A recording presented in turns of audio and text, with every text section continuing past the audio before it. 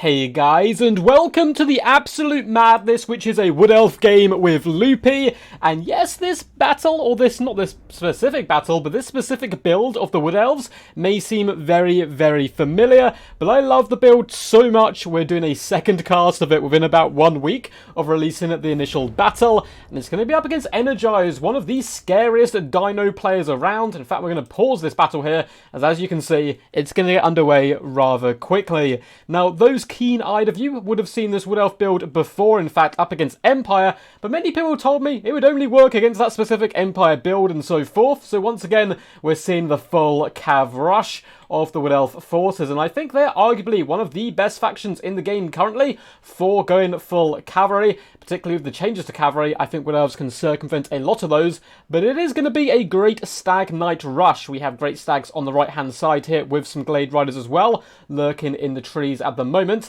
In the back, we have some Sisters of Thorn with their lovely battlefield abilities, such as Shield of Thorns, as well as the Curse. We have double Great Stag Knights in the back. This cavalry unit looks so freaking epic. It really does. I love Wild Riders, but Great Stag Knights really do take it to the next level. And their glorious manes there and big old antlers. We have even more Great Stag Knights on the far side, another 2 units. So Great Stag Knights all over the battlefield at the moment. It looks like we don't actually have the Regiment of Renown one this time. So it's a slightly different build to what we saw previously, adding in just a bit more width. We do have the mighty Orion, the King of the Woods here, in a deep vanguard position. He's coming in with the Horn of the Wild Hunt, Hounds of Orion, and the Hawk's Talon, as well, of course, as the Cloak of Isha. And in the deployment zone, in the far distance, we do have a Spell Singer with Regrowth and Earthblood. Now, for the Lizardmen build, I'm actually a big fan of this build in general. I think it is rather meta without going for the solar engines, which are quite often picked in this matchup. In the vanguard, we do have a couple of units of Chameleon Skinks to rain poison blow darts at the enemy, as well as some Chameleon Skinks hidden in the trees. We're about to get a rather rude awakening there. We do have the cohort of Sotek and a bucket ton of Saurus Warriors in the front line, and backing them up, we have a load of Skink cohorts with Javelins, as well as other little Skinkies. For the central core of the heroes here, we do have a Skink Priest of Beasts with Flock of Doom and Manticore Summon, a little Skink Chief who's going to be rather pesky. He has had a bit of a points increase in recent patches, but is still a very viable and talented individual. And we have an Ancient Salamander in the central pocket, which is actually becoming a bit more meta in this matchup than you would think. They can do really nice burst damage to Glade Guard, as well as the majority of the Wood Elf infantry if protected and microed effectively. And up in the skies, we have Tic-Tac-Toe, the master of the skies himself, with his little rock drop.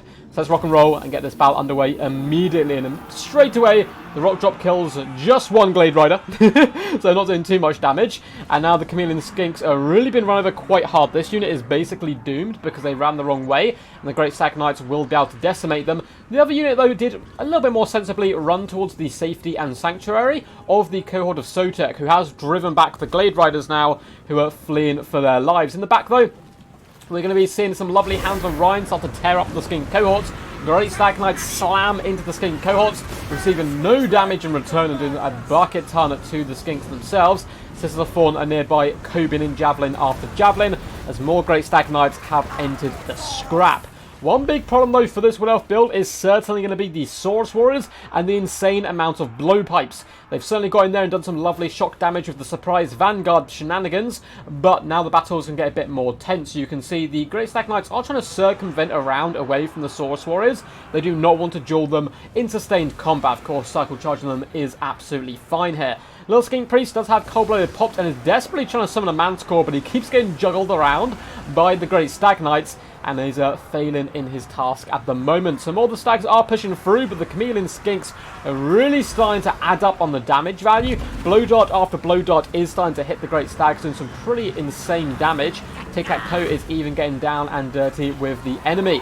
Sisters of Thorn are currently engaged with the cohort of Sotek. They have managed to debuff them, which is really nice stuff. Lowering their melee defense to Omega 1. Melee attack to 17, but the Ancient Salamander is here and supporting, bringing fiery death to the Sisters. And at the end of the day, cohort of Sotek is a pretty decent unit against enemy cavalry. In the distance, we can see some Great Stag Knights have taken quite a pounding, but are slowly overrunning the Skink formation on the right-hand side. And the first Feral Manticore summon is trying to gobble its way through Great Stag Knights, but rather unfortunately has been dragged into the woods. And that's where the Wood Elves, of course, love to scrap and fight. It is their element. Blade Riders, as well as Great Stack Knights, go in for a bit of a feint attack before retreating rather swiftly away. And down in the middle of the fight, Orion is taking an absolute pounding. I believe he even received a regrowth at this point. Still down to just below 3,000 HP. Blow darts, javelins are all so good against him because he only has 30 armor there. Source Warriors are trying to push through once more and drag down these mighty Stag Knights into the dirt where they can stomp on them. But it looks like either Hounds or Orion, there we go, the Hounds do burst into the world to leap freely amongst the Source Warriors, and some really lovely damage there. We still have a nice little pocket of Chameleon Skink supported by the Ancient Salamander for bringing the pain long range to the enemy. Source Warriors are looking to pin in Orion while those blow darts really start to whistle him down and do some pretty decent damage. Tic-Tac-Toe has found himself in a really bad situation, darting down onto the Great Stag Knights to support some Skinks, but the Skinks do indeed abandon him, and the Great Stag Knights are really going to be able to ramrod Tic-Tac-Toe rather quickly. His health is going to disappear. He needs to try and escape and get into the air as quickly as possible. You can see Orion is really struggling now. Though a really lovely little strike from the sky is going to tear apart a lot of those Source Warriors. Up to 77 kills is our boy Orion, although down to just 1,000 HP. And the Great Stag Knights are great no more, getting dragged down here. And the other unit contemplating charging, but they really want to come over here and support Orion. And it looks like that's just what they're going to do. A thunderous charge. They leap and bound into the Saurus ranks, actually freeing up some space as well for Orion to perhaps retreat here, because a Feral Manticore has indeed been summoned. And if it goes after Orion, there's a good chance Orion could go down here. Great Stack Knights, though, are finally getting to grips with some more of the Chameleon Skinks here, and we still have a decent amount of cavalry just dotted around the battlefield, chasing away units on the periphery and trying their little hearts out. Cult of Sotek, though, have been chasing the Sisters of Thorn for quite some time. Poor little Skink Chief is just being overwhelmed at the moment, which I don't really blame him. A load of giant stags running around you, he's pretty low to the ground, so it's going to be pretty scary. The Great Stag Knights do currently have Shield of Thorns popped on them. Orion, just as I said, the Manticore, someone would beat Orion. Orion just slaps the Manticore around. It's no trouble whatsoever for a king. And Orion, up to 90 kills now, is trying to put the nail in the coffin with some more Hounds tearing their way through the terrified Saurus Warriors. The Manticore is running away. It looks like Tic-Tac-Toe did unfortunately go down, dragged down by the Great Stag Knights. And a very sad sight to behold, as the Ancient Salamander is currently slumped on the ground and passed away. This Great Stag Knight is just disrespecting the corpse there and kind of teabagging it and stomping all over. It looks like this bout is pretty much over, though. The Lizardmen are faltering quite badly now. Orion just beating the snot out of the little Skink Chief. A rallying cry is being sung from the Cult of Sotek, but the Feral Manticore is going to dissipate rather soon. It does go down for one last attempted glorious charge into the rear of the Stags, and actually drags down two models with one fell swipe, doing some good work. The Saurus barely clinging on to life at the moment.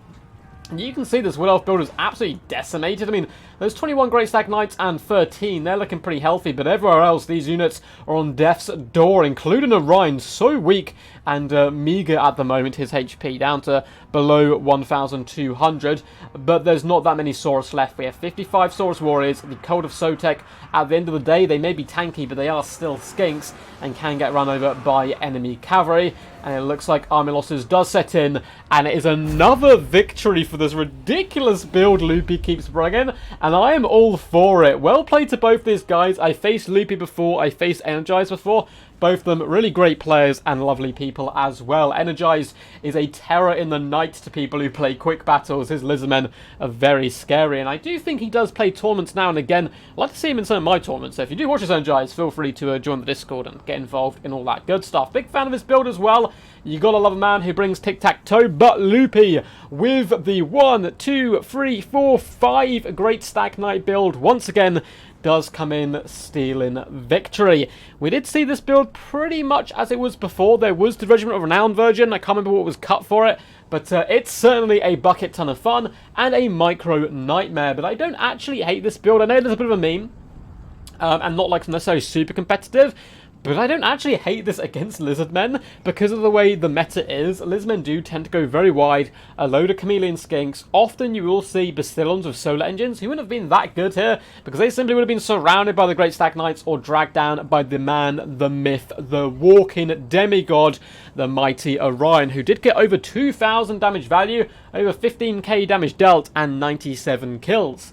Hope you guys enjoyed this one. I will go through the damage dealt and damage value of all the units in just a second, but if you enjoyed, make sure to leave a big fat thumbs up under the video. Subscribe as well for more glorious Duck Warhammer content. Going to be branching out to some other games as well, but don't worry, we're still going to be having the standard Warhammer video once a day, as well as a couple of streams during the week. Hopefully got a special one lined up probably on today. This has been recorded in advance. We may have a special stream, depends on how things go. So definitely subscribe if you want to catch that. Feel free to comment down below as well what you thought of the battle. What was your favourite moments? What do you think of this glorious madman Loopy and his great Stag Knight build? And yeah, there's also links down below in the description if you'd like to join my Patreon and support the channel, or join my Discord where you can submit replays, get involved in the tournament scene, all that kind of cool stuff, and just chill out with a load of cool people. We have ducks in there as well, lots of pictures of them.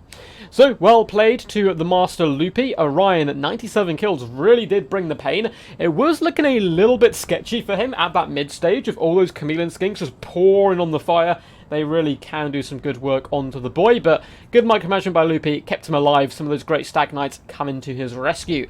Spell Singer Life, only 3 damage value. Didn't see her too much. She probably got sniped and I just completely missed it with some great eagle duck eyes there. Blade Riders, just shy of 600 damage value. The Great Stag Knights did phenomenal. Look at the kills. 126, 143, 246, 87, and 113. Damage value was 1.6k, 1.5k, 1.9k, 1.3, and 855. Sisters of Thorn came in with a whopping 1,261 damage value, plus the Shield of Thorns and Curse bound abilities on them are really quite tasty. As for Energized, Tic-Tac-Toe, only 520 damage value. I'm still really not sold on the Flying Boy himself. I know a lot of people love him, so it's probably just my playstyle doesn't suit Tic-Tac-Toe very well, but I just never see him have too much of an impact on the battlefield, unfortunately. The main idea of him, of course, is that he doesn't get sniped very easily, which, of course, Wood Elves are very good at sniping characters, but if you come into a full cav fight, it's kind of tough for him to get involved. Likewise, the Skink Priest did stay alive quite well, actually, into the later stages of the game with the little Skink Chief Brew, who did manage to pay for himself despite the constant harass of cavalry, so good play by Energize, keeping his hero core alive there. The Skinks did basically nothing, as it to be expected. The Saurus, 800 damage value, 744, 1,046, and 1,247, all of which are doing some really good work there, and certainly the majority of them are paying for themselves. Cohort of Sotek got 724, not too shabby. The little Javelins didn't do too great, and the Chameleon Skinks, I think it's really a tale of which ones got caught out by cavalry. You can see these two ones, only 333 and 153 damage value, but the other 3 units, 600, 916, 846 damage value, performing amazing here. And it really did come down to, could Energize protect his ranged troops long enough for them to drag down the cavalry. The mighty Ancient Salamander there, 627 damage value. Not too shabby, considering that there was no infantry targets, which is what the Ancient Salamander is designed to slaughter. Hope you guys enjoyed this one and didn't mind me recasting a very similar build to what we've had already, but I just loved the game and thought it was some good fun. So until next time, guys, peace, peace, and as always, stay awesome.